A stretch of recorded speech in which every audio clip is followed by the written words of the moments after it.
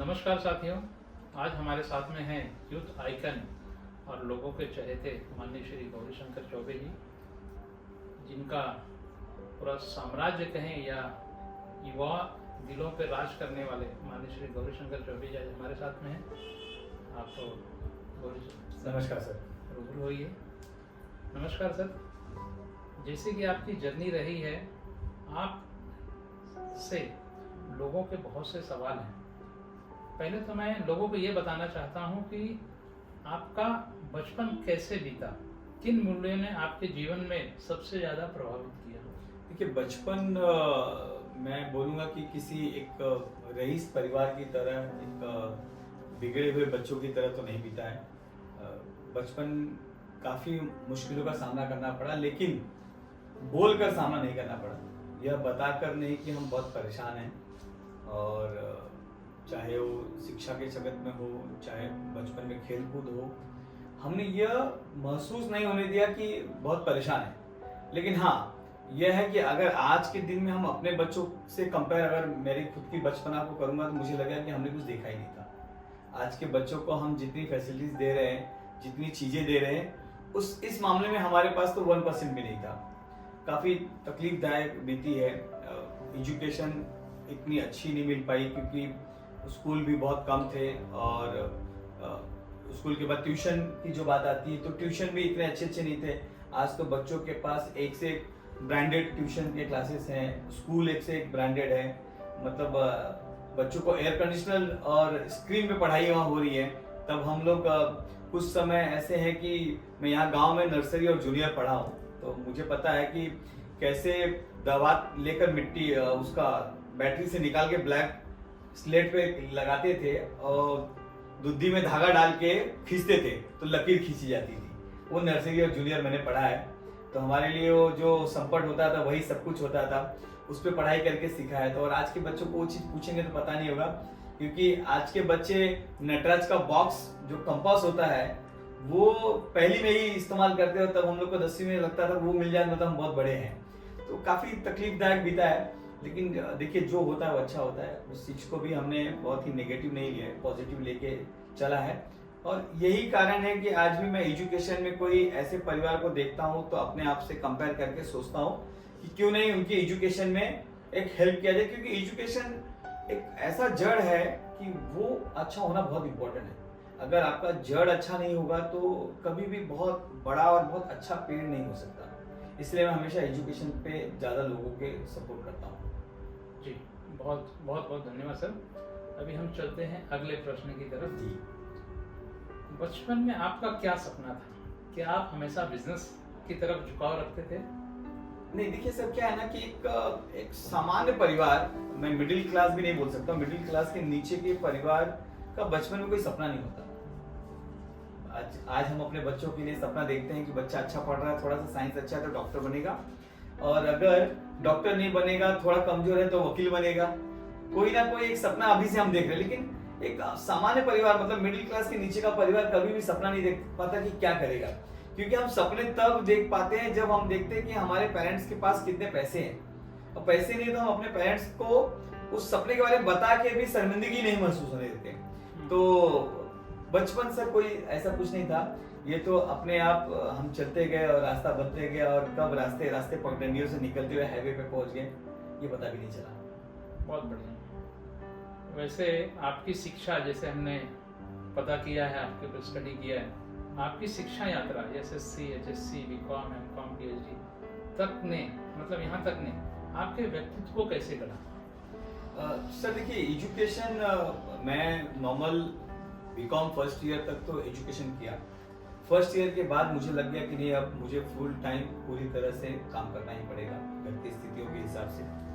मैंने 2 साल का गैप लिया और एजुकेशन को छोड़ा।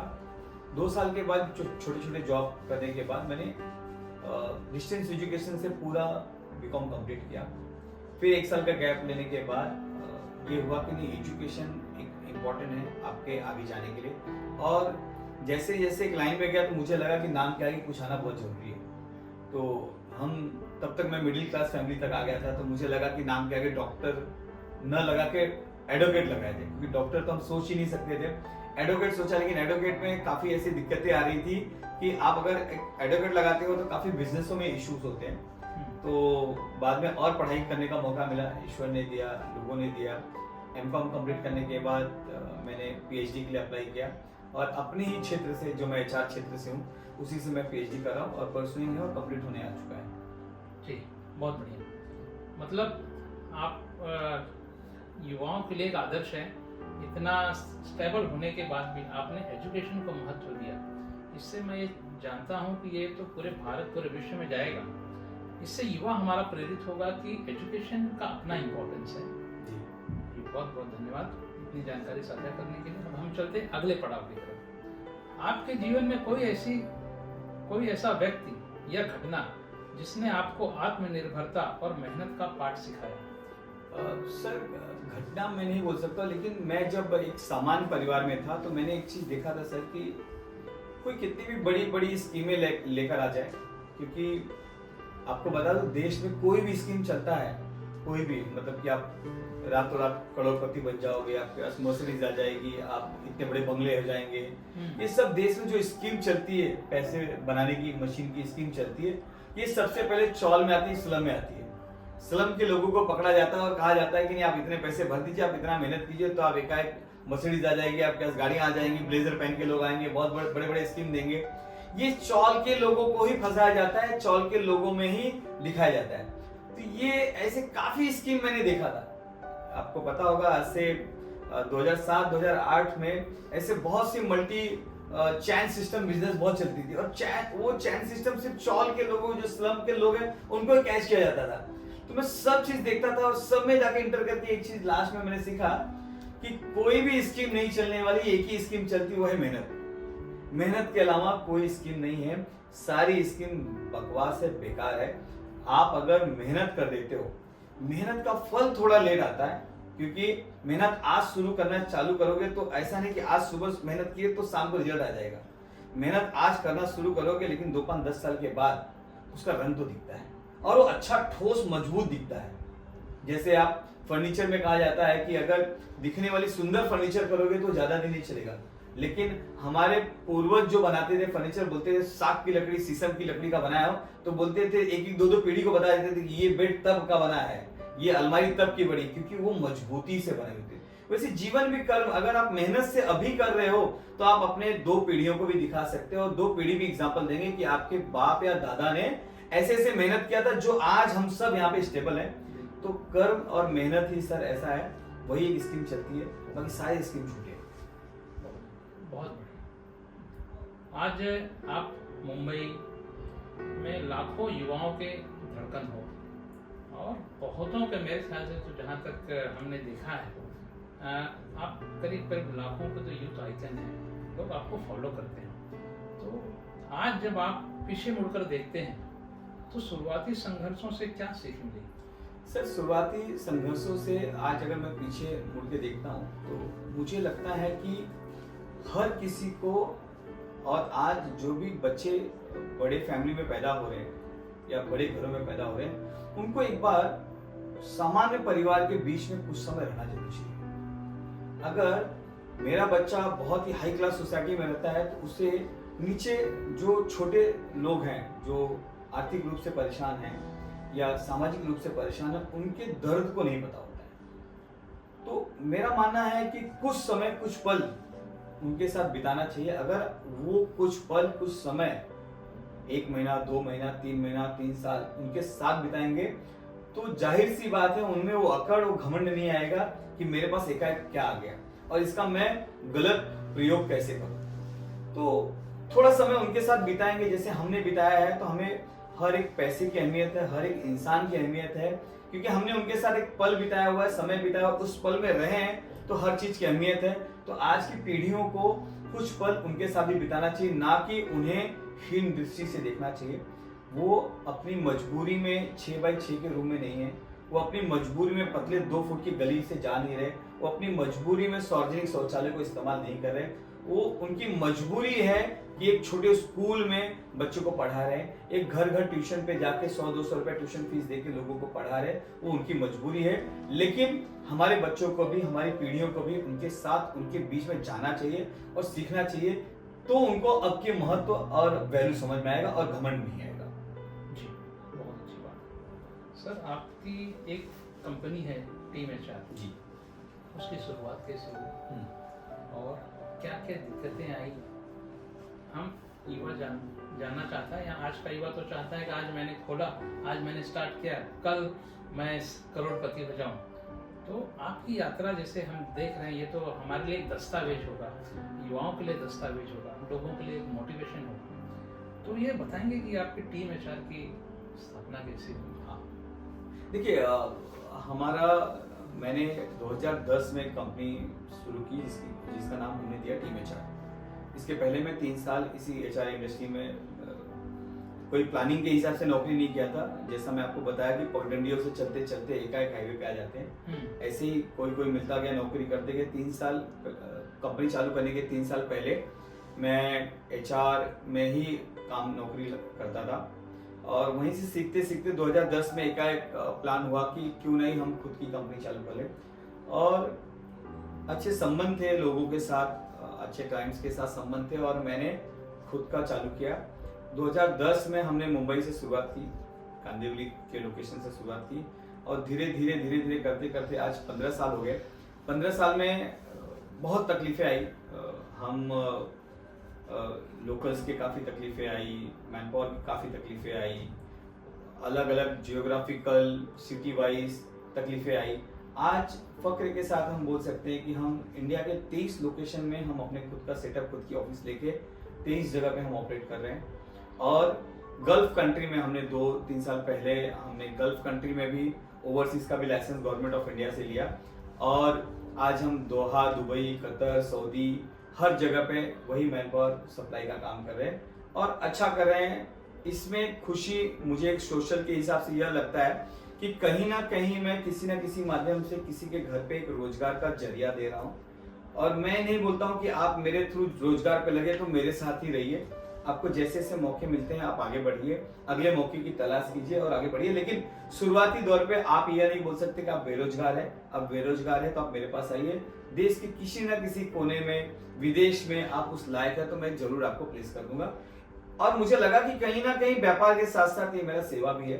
किसी घर पे मैं कुछ पैसे दे दूंगा, कुछ चीजों की मदद करूंगा तो वो थोड़े टाइम के लिए होगा, लेकिन अगर किसी घर की आवक, रोजगार चालू कर देता हूं तो ये बहुत लंबा टाइम चलता है। और उसकी पीढ़ी अगर मैं 100 लोग के लिए कर रहा हूं तो कुछ उसमें से 90 लोग भी सुधर जाते हैं, तो मुझे लगता है कि कहीं ना कहीं मेरा किया हुआ काम सार्थक हो गया। बहुत बढ़िया। सर, अगला सवाल ये है, मैनेजिंग डायरेक्टर के रूप में आपकी कार्यशैली को आप कैसे परिभाषित करेंगे? देखिए, मैं ये कहूंगा कि किसी भी कंपनी के अगर आप मैनेजिंग डायरेक्टर है, सबसे पहले तो लोगों में, प्राइवेट लिमिटेड कंपनियों में या फिर किसी ऑर्गेनाइजेशन में जैसे ही वो डायरेक्टर या मैनेजिंग डायरेक्टर के पद पे आता है तो उससे लगता है कि उस कंपनी का मालिक वो है। तो मैं आपको बताऊं कि ये बहुत ही गलत सोच है। आप मैनेजिंग डायरेक्टर का मीनिंग, पहले तो मैं डायरेक्टर का मीनिंग आपको बताता हूँ। डायरेक्टर का मीनिंग ये है कि आप डायरेक्शन कौन दे रहे हैं। मैं अगर एक कार में बैठा हूँ, जो कार के स्टीयरिंग पे बैठा है वो डायरेक्टर होता है, मतलब वो गाड़ी को ड्राइव कर रहा है। अगर एक मैनेजिंग डायरेक्टर का मतलब यही हुआ कि आप कैसे मैनेज कर रहे हो, उसको डायरेक्ट कैसे दे रहे हो, आप सिर्फ और सिर्फ उसको मैनेज करने का डायरेक्टिंग दे रहे हो, आप ओनर नहीं हो। या अगर आपको ओनर लिखना तो आप ओनर लिखिए। मैं एक मैनेजिंग डायरेक्टर हूं तो मैं लोगों को हमेशा यही सिखाता हूं कि आज इस चीज को मैं लीड कर रहा हूं, कल हो सकता है आप लीड करोगे। कोई भी लीड कर सकता है। अच्छा मैनेज करने वाला हमेशा मैनेजर होता है और अच्छा डायरेक्ट करने वाला ही डायरेक्टर हो सकता है। तो उसमें आपको संयम बरतना होता है, उसमें आपको एक अच्छा पेशेंस लेवल रखना होता है, क्योंकि हम अपने घर परिवार में एक फैमिली के, एक ब्लड ग्रुप के, एक ही डीएनए के लोग रहते हैं, हम एक साथ नहीं रह सकते हैं। तो कहीं ना कहीं कुछ ना कुछ नोकझोंक होते रहता है, लड़ते रहते हैं, झगड़ते रहते हैं। तो एक ऑर्गेनाइजेशन में तो अलग अलग फैमिली से, अलग अलग परिसर से लोग आते हैं, अलग अलग सोच के लोग आते हैं, मेल फीमेल आते हैं, अलग अलग तकलीफें होती है। उन सबको अगर आप एक धागे में पिरो के एक माला बना के आप अच्छे से रख पा रहे हो तो ही आप एक अच्छे मैनेजिंग डायरेक्टर हो। और मैं उसकी भूमिका निभाने की पूरी कोशिश करता हूँ। कि लोग मुझसे खुश रहें। सुख और दुख, अप एंड डाउन, धंधा है तो आएगा, नौकरी है नहीं कि धंधा हो ना हो 10 तारीख को पगार आएगा या 1 तारीख को पगार आएगा। ये बिजनेस है तो बिजनेस में अप एंड डाउन होगा ही होगा। उसी हिसाब से आपको पेशेंस रखना होगा। पेशेंस, संयम जो आप रखोगे तो जरूर फायदा होगा। लेकिन इन सबके साथ साथ आपका एथिक बहुत अच्छा होना चाहिए। अगर आपका पेशेंस और संयम अच्छा है लेकिन आपकी नियति अच्छी नहीं, आपका एथिक अच्छा नहीं है तो बरकत नहीं होती। जी सर, इस जर्नी का, आपके बिजनेस की जर्नी का एक सवाल, युवा उद्यमियों को, युवा जो एंटरप्रेनर हैं, उनको आप क्या सलाह देना चाहेंगे जो आज बिजनेस शुरू करना चाहते हैं? देखिए, जो भी आज बिजनेस शुरू करना चाहते हैं मैं उन्हें सिर्फ और सिर्फ एक ही चीज बोलूंगा कि वो बहुत ही शॉर्ट टर्म में यह ना सोचे कि आज मैंने चालू किया और कल के कल मैं बहुत बड़ा इंसान बन जाऊंगा। पहला। दूसरा चीज, कुछ चंद रुपए अगर आ जाते हैं तो आप नशे के आदी ना हो। क्योंकि मैं पूरे देश में जितना सर्वे किया हूँ, मैं जहाँ भी जाता हूँ तो सब जगह सर्वे करता हूँ तो एक ही चीज पता चलता है कि ये इंसान बहुत अच्छा था, बहुत बड़ा हो गया था, ऐसा हो गया था, वैसा हो गया था, लेकिन एक नशे ने इसको पूरा खत्म कर दिया।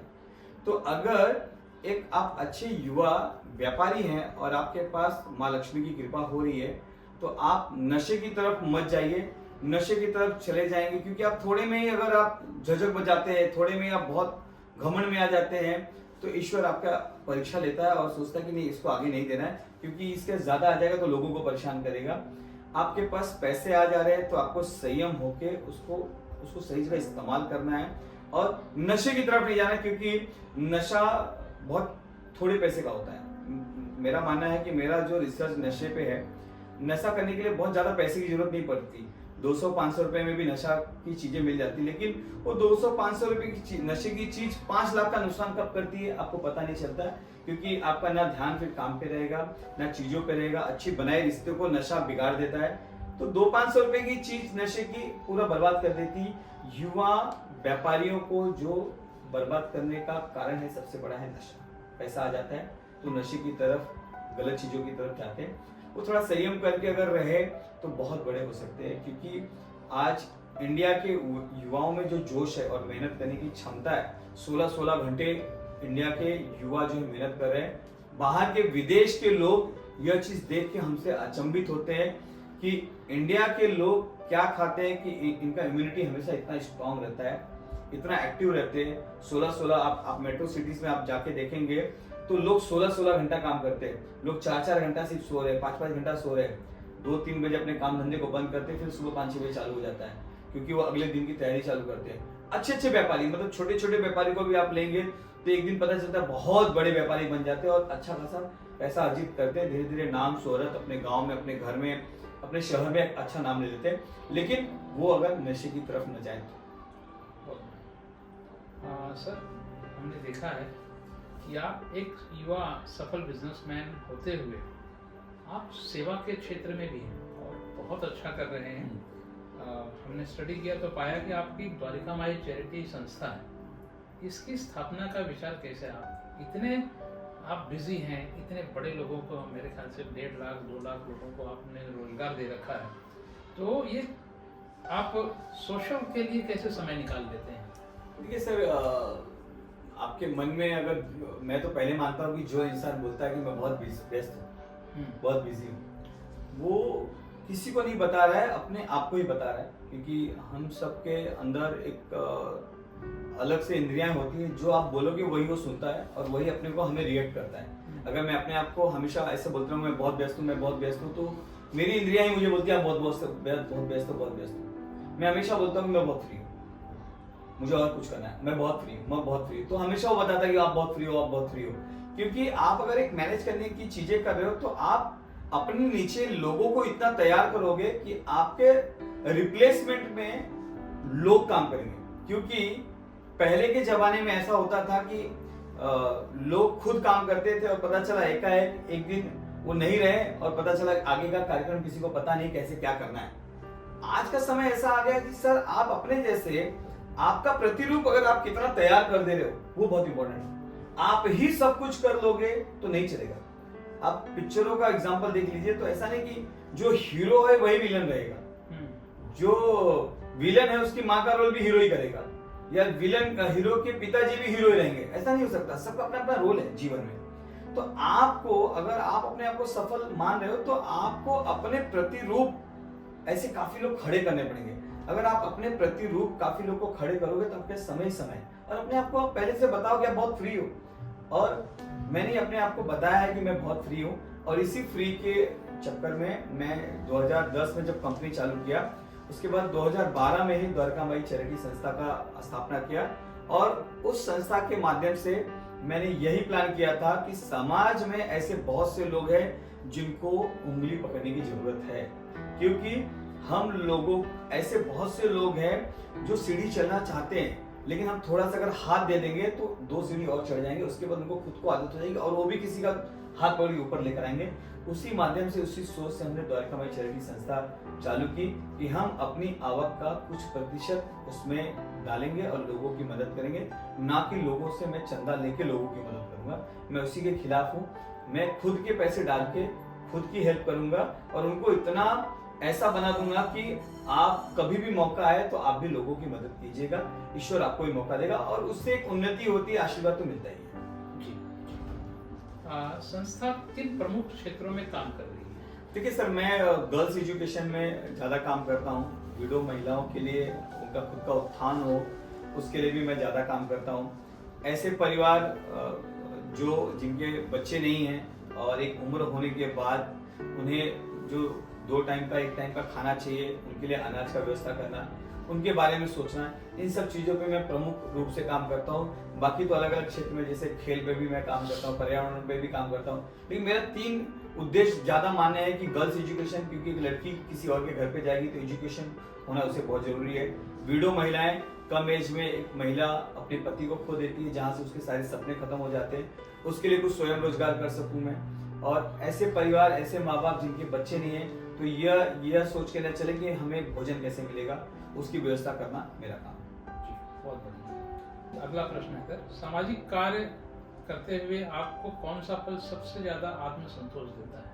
देखिए, मैं जब ऐसे परिवार की मदद करता हूँ, जैसे मैंने अभी बीच में एक बच्ची को डॉक्टर बनाया, उस परिवार में बच्ची MBBS कंप्लीट कर ली, तो मुझे ऐसा लगा कि मेरे थोड़े से मदद की वजह से वो बच्ची में एक सपना देखने का मौका आया, सपना देखा, और उसके परिवार से मिलने के बाद ये खुशी मिली कि नहीं, अब परिवार स्टेबल हो जाएगा और वो बच्ची और 10 लोग को डॉक्टर बना सकती है।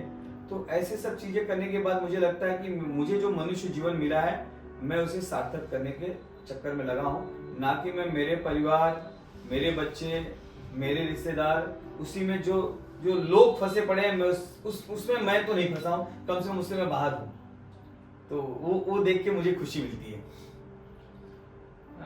गौरी जी, आप अपने जीवन का मूल मंत्र क्या मानते हैं? मैं तो एक ही चीज जानता हूँ कि हमें आलस नहीं करना है और कर्म करते रहना है। किसी और के कर्म किए हुए से हमें कोई फल आने वाला नहीं है। मुझे खुद को कर्म करना पड़ेगा। कर्म चाहे मैं रोजगार या काम के हिसाब से, व्यापार के हिसाब से बोलूं, कर्म चाहे मैं पुण्य काम के हिसाब से करूं, कर्म चाहे मैं पूजा पाठ के हिसाब से करूं, कर्म चाहे मैं अत्याचार के हिसाब से करूं। जो आप करोगे वो आपको मिलेगा, और आपका किया हुआ ही आपको मिलेगा। अगर कोई और पुण्य कर रहा है, पूजा पाठ कर रहा है, उसका फल मुझे नहीं मिलने वाला है। मैं अपने व्यापार में, कोई और मेहनत कर रहा है कहीं और व्यापार में, उसका व्यापार का फल मुझे नहीं मिलेगा। कोई और अत्याचार कर रहा है, उसके अत्याचार का भी फल मुझे नहीं मिलने वाला है। मैं अत्याचार कर रहा हूँ तो अत्याचार का फल भी मुझे मिलेगा। सारी चीजों का फल मुझे ही मिलेगा। जी सर, अगले सवाल की तरफ आते हैं। जी सर। बिजनेस और सोशल वर्क में संतुलन कैसे बनाते हैं? सर, दोनों अलग अलग चीजें। मैं 10 से 7 अपना काम करता हूँ, 7 के बाद 7 से लेकर 10:30, 11 बजे रात तक, 12 बजे रात तक सोशल वर्क का काम करता हूँ। अब इसको मैंने 2 नजरिया से देखा है। 10 से 7 में जब मैं काम के मूड में रहता हूँ, काम की चेयर पे बैठा रहता हूँ, तो मैं एक ही चीज बोलता हूँ कि मैं मुझसे कराया जा रहा है, मैं नहीं कर रहा हूँ। क्योंकि जिस कुर्सी पे बैठ के मैं काम कर रहा हूँ, बिजनेस कर रहा हूँ, ये जब यहाँ पे बैठ के, इस कुर्सी पे बैठ के मैं फैसले लेता हूँ, तो मुझे पता है कि काफी लोगों के पेट को पाल रहा हूँ, काफी लोग का घर चल रहा है। तो मैं वही फैसला लूंगा जिसमें इमोशन ना हो, वही फैसला लूंगा जिसमें सोशली ऐसा ना हो, सोशली के चक्कर में मैं लॉस कर रहा हूँ। तो मैं एकदम पूर्णतः, नियमतः, टाइटपन के हिसाब से अपने काम पे ध्यान देता हूँ। 7 बजे के बाद आप मेरे से मिलेंगे और वही एम्प्लॉय अगर मुझे बाहर अपनी पर्सनल तकलीफ बताएगा, मैं उसकी तकलीफ में घुस जाता हूँ और जितना हो सकता है मैं उसकी करने की कोशिश करता हूँ। दोनों को अलग अलग लगा के रखा है। उसके बाद छुट्टी का दिन मिल जाता है, शनिवार रविवार मिल जाता है, उस दिन में मैं सोशल का काम कर लेता हूँ। सर अगला सवाल, सफलता को आप कैसे परिभाषित करते हैं? सर सफलता मेरा मानना जाए तो अगर मुझसे कोई पूछता है कि आप अब तक सफल हो चुके हो, बहुत कुछ हो चुका है आपका, मैं बोलता हूँ जीवन में मुझे जो चाहिए उसका 15 या 18% ही मैंने कवर किया है। तो सफलता अभी मिली नहीं है। सफलता कैसे एक मंजिल की तरह है। मैंने जौनपुर से सोचा बदलापुर चलना है, तो जैसे 3 किलोमीटर पहले दिखा मैप में कि 2 किलोमीटर या 3 किलोमीटर बचा है, तो मेरा मन और शरीर स्थिर हो गया कि बस आ ही गए। लेकिन अगर मैं जौनपुर से सोच लिया होता कि मुझे अयोध्या जाना है, तो वहां के 3 किलोमीटर पहले पहुंचने के पहले मेरी शरीर स्थिर होती। इसे सफलता को मैंने बहुत छोटे में नहीं रखा है, मैंने इसका दायरा ही बहुत बड़ा रखा है कि आगे कंटिन्यू रहे, जब एकदम पास आएगा तो शरीर स्थिर हो। तो अभी 15 से 18% सर मैंने कवर किया है, इसलिए मैं अपने आप को अभी सफल नहीं मानता हूँ। और अभी तो जस्ट मंजिल पे चलना स्टार्ट किया है, बहुत कुछ करना है, क्योंकि मुझे नहीं लगता कि मानव के पास एक साथ में 2 जन्म है या 200 साल रहेगा, कि पहला 100 साल जो है हमें मेहनत करना है, उसके बाद अगला 100 साल जो मिलेगा इस साल का, उसमें हम एंजॉय कर लेंगे। तो मुझे दोनों एक साथ करते जाना है, लेकिन मेरी सफलता की जो मंजिल है मैंने बहुत लंबी बना के रखी है और पूरी कोशिश है। मैं मेरे मेहनत, मेरे एथिक, मेरे स्वभाव और मेरा किसी के साथ न गलत करने के हिसाब से मैंने सोचा है कि कहीं ना कहीं मैं सफलता पे आज नहीं कल आऊंगा ही आऊंगा, और इसी जीवन में और इसी 100 साल के अंदर ही आऊंगा। बहुत बढ़िया। और एक आखिरी सवाल जी सर, आप इतना समय जैसे देखा गया है अपने व्यापार में देते हैं, फिर सोशल वर्क को देते हैं, आप अपने इस जीवन यात्रा में परिवार को कैसे मैनेज करते हैं? देखिए, या परिवार का क्या योगदान पाते हैं? मैं बताऊं कि देखिए, परिवार आपके किसी भी सफल होने में परिवार का योगदान तो बहुत इंपॉर्टेंट होता है।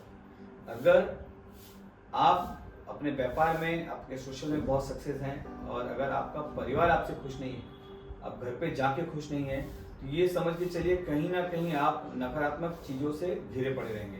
तो पूरी तरह से मेरा परिवार मुझे इन सब चीज़ों में सपोर्ट करता है, लेकिन मैं भी पूरी तरह से कोशिश करता हूँ कि मेरे सोशल काम के हिसाब से, मेरे काम धंधे के हिसाब से, इन सब के वजह से मेरे परिवार को कोई सैक्रिफिकेशन ना करना पड़े। ऐसा नहीं कि मैं कमा के सारे पैसे सोशल में डाल दूं और पता चले कि मैं मेरे परिवार को हर चीज़ों से वंचित कर रहा हूं, तो मैं वो भी नहीं मानता हूं। मैंने उसका भी एक बाइफिकेशन रखा है कि मैं मेरी इनकम का 10% ही, मैक्स 10% ही सोशल में डालूंगा।